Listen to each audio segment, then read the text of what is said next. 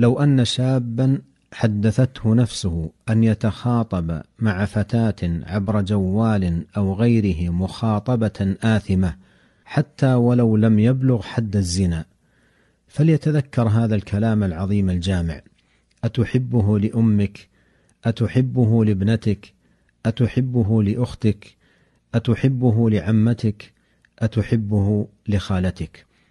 فإن كل إنسان شريف كريم النفس سليم الطبع لا يرضى شيئا من ذلك، لا يرضى أن يكون لابنته أو أخته أو عمته أو خالته شيء من ذلك، أن يستدرجها شاب أو يستثير فيها عاطفة آثمة.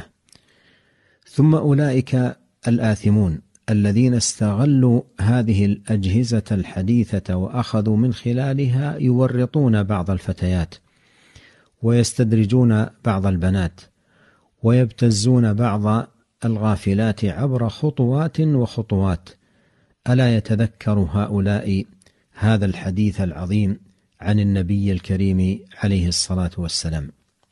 ولنتأمل أثر هذا الدواء وعظم نفع هذا العلاج لقلب ذلك الشاب وهو يستمع إلى النبي صلى الله عليه وسلم، وفي كل مرة يقول للنبي صلى الله عليه وسلم: لا والله يا رسول الله جعلني الله فداءك، يقسم بالله العظيم بأنه لا يحب ذلك، لا لأمه ولا لابنته ولا لأخته ولا لعمته ولا لخالته.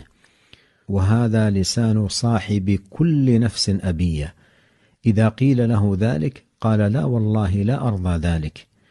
فإن كان لا يرضى ذلك لأم أو بنت أو أخت أو عمة أو خالة، فليتذكر أن الناس كلهم مثله، لا أحد منهم يرضى لشرفه أن يدنس أو لعرضه أن ينتهك.